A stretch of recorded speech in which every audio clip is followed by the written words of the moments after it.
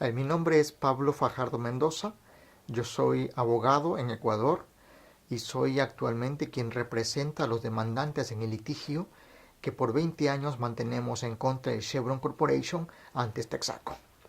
Bueno, este es un caso que tiene 20 años de historia. Se originó porque la empresa Texaco, hoy Chevron Corporation, en el año 64 obtuvo una concesión de Ecuador para explorar y explotar petróleo de una extensión territorial de más o menos 1.400.000 hectáreas.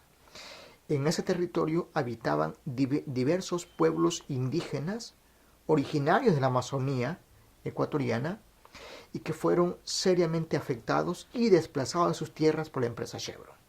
La empresa Chevron aplicó una operación irresponsable, criminal y perversa en la Amazonía ecuatoriana de tal forma que toda el agua tóxica era arrojada directamente en los ríos de la Amazonía. Construía fosas donde arrojaba todo tipo de desechos tóxicos y además quemaba o hacía una combustión incompleta del gas que se producía, lo que contaminó el suelo, el agua y el aire. Y es más, esa contaminación perversa de Chevron ha causado la muerte de más de 2.000 personas con casos de cáncer, cientos de niños con leucemias, tasas de abortos espontáneos en mujeres más altas que en toda América Latina. Es un crimen social, cultural o un genocidio que se cometió en nuestra Amazonía ecuatoriana. Por esa razón es que nosotros en el año 93 empezamos un juicio en contra de Chevron Corporation en la Corte de Nueva York, pidiendo que Chevron pague por el crimen cometido en la Amazonía ecuatoriana. ¿Pero qué hizo Chevron? En vez de asumir su responsabilidad y defenderse legalmente, lo que hizo fue pedirle a los jueces de Nueva York que envíen el caso a las cortes ecuatorianas. Que los jueces de Nueva York no eran competentes, no tenían jurisdicción para conocer este litigio y que el caso sea enviado a Ecuador. Chevron, finalmente, para convencer a los jueces de Nueva York, firmó documentos en los que se comprometió por escrito a respetar la justicia ecuatoriana y cualquier fallo que salga de las cortes ecuatorianas. ¿Pero qué ocurrió? Que cuando el caso fue a Ecuador, en el año 2003, después de 9 años, el primer argumento de Chevron fue decir que las cortes de Ecuador no eran competentes para este caso, que no tenían jurisdicción. Entonces uno dice, ¿cómo es posible esto? Si por 9 años estuvo pidiendo en Estados Unidos que el caso fuera a Ecuador, y una vez que el caso está en Ecuador, dice, estas cortes no son competentes, entonces, ¿dónde quiere ser juzgado Chevron? La verdad es que ellos no quieren ser juzgados en ninguna parte. Quieren que su crimen quede en la impunidad y para siempre. Hemos dicho nosotros, no vamos a permitir ese crimen. Vamos a luchar con todo lo que podamos para obligar que Chevron pague por ese crimen, no importa el tiempo que tengamos que hacerlo. Estamos cumpliendo 20 años de historia. El caso empezó en Ecuador en el año 2003. Después de 9 años de batalla jurídica, logramos ganar ese litigio. Chevron fue encontrada culpable por el crimen ambiental y fue condenada a pagar 19.000 millones de dólares para reparar el daño ambiental en Ecuador. Una cifra económica para muchos quizás grande o exorbitante. Para nosotros que hemos sufrido el daño, una cifra realmente pequeña e injusta, porque han muerto muchas personas. Hay pueblos indígenas devastados. Hay un ecosistema seriamente destruido o afectado. Esos recursos no se los puede conseguir ni comprar con ningún dinero. Hay una injusticia que se cometió y que nunca podrá ser reparada. Pero actualmente, ¿qué estamos? Pese a que hemos ganado el juicio, Chevron lo que hizo fue, en el tiempo que estábamos litigando en Ecuador y en Estados Unidos antes, vendió todos los activos que tiene en Ecuador. No dejó un solo centavo de dinero, de dólar en Ecuador. Hemos ganado el juicio y hoy Chevron no tiene plata en Ecuador con que pagar. Nosotros estamos obligados a recurrir a otras cortes de otros países donde hay activos de Chevron para lograr que Chevron pague. ¿Pero qué hace Chevron? En vez de pagar, está actuando como un prófugo de la justicia, como un criminal que se oculta tras las piedras o en la selva para evitar ser condenado.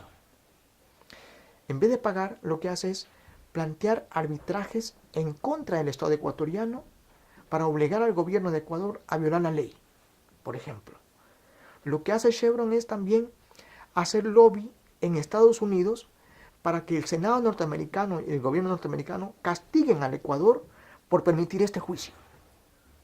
También hace una campaña de desprestigio gigantesca en el mundo entero en contra del Estado ecuatoriano, para hacer creer al mundo que las Cortes de Ecuador no sirven para nada y que por lo tanto la sentencia de Ecuador no debe ser aplicada ni respetada en ninguna parte del mundo.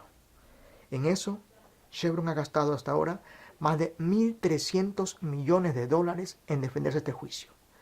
Actualmente trabajan más de 2.000 abogados con Chevron en contra de nosotros.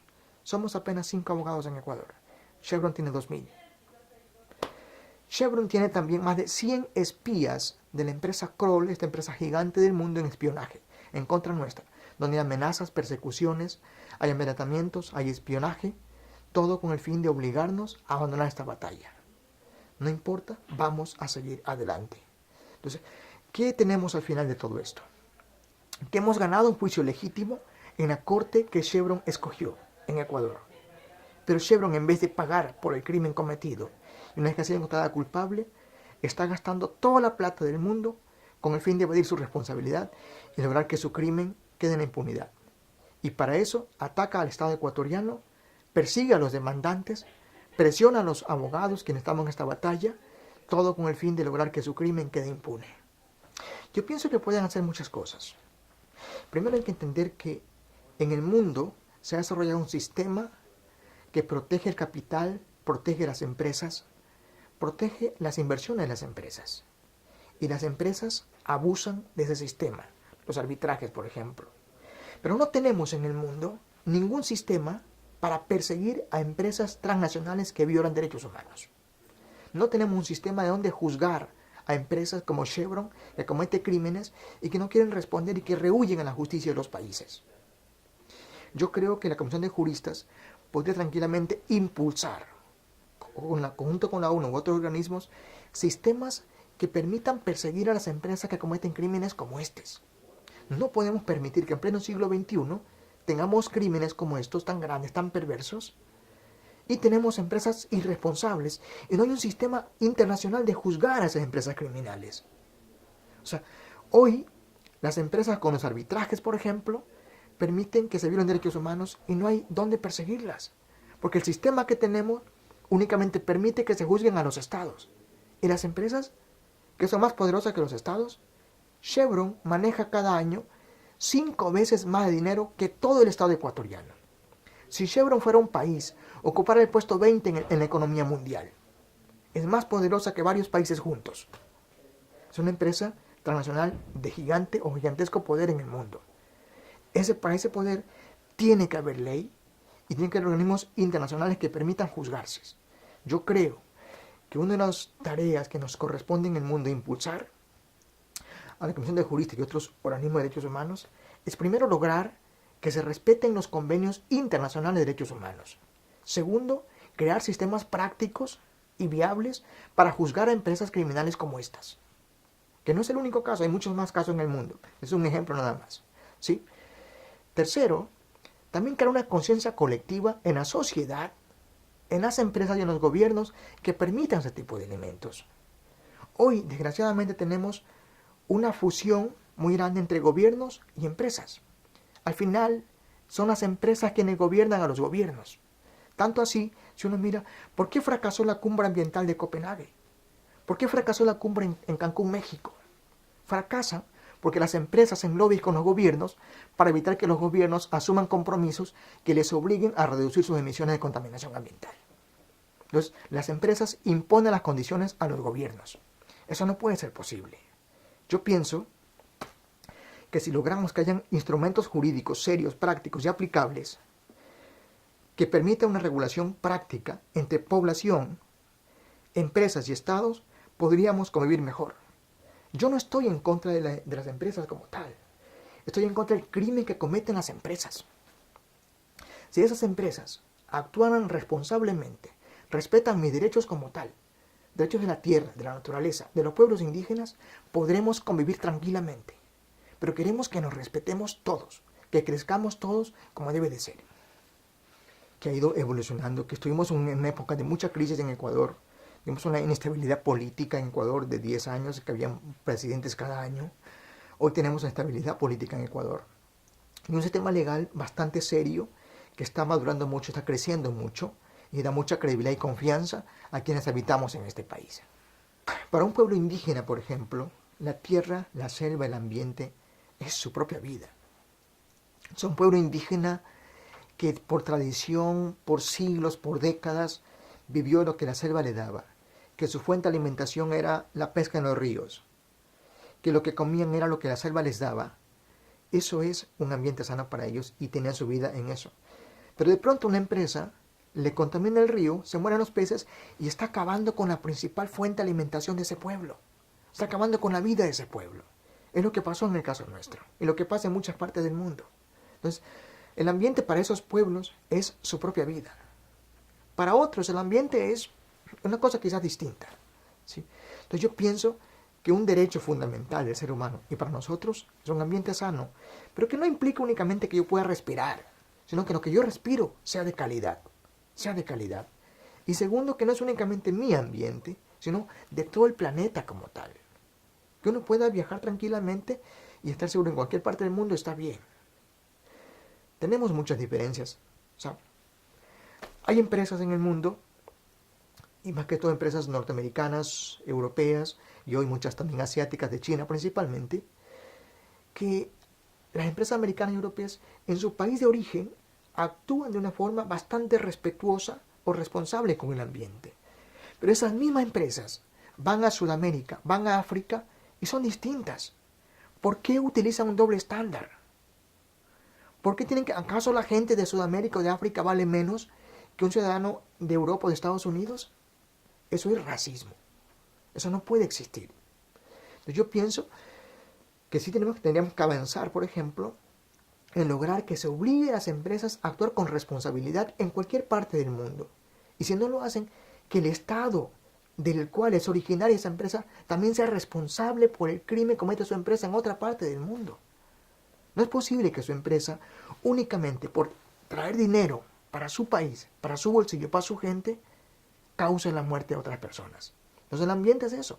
Es un ambiente limpio para todo el mundo. Mira, no conozco ninguna que tenga un estándar excelente. Pero yo creo que sí hay diferencia entre muchas de ellas. Hay empresas, la peor que conozco honestamente es Chevron. La peor que conozco. ¿Sí? Y de hecho hay muchos documentos, informes que están demostrando que Chevron es la empresa más opaca, más perversa del mundo, que actúa con distintas empresas subsidiarias para evadir sus responsabilidades. Tengo documentos de eso. No míos, sino de varios grupos ambientales del mundo que dicen eso.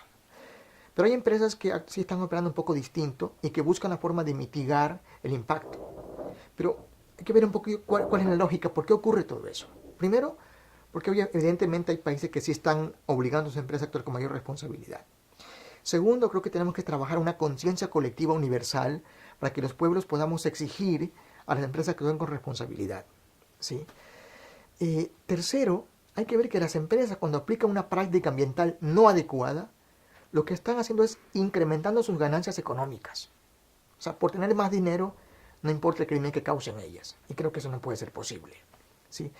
Entonces, si logramos hacer una combinación mucho más perfecta entre la sociedad, el ambiente, los estados, las leyes de control, creo que podríamos avanzar un poco más. O sea, insisto, no conozco empresas que trabajen de una forma súper responsable, pero sí hay diferencia entre unas y otras.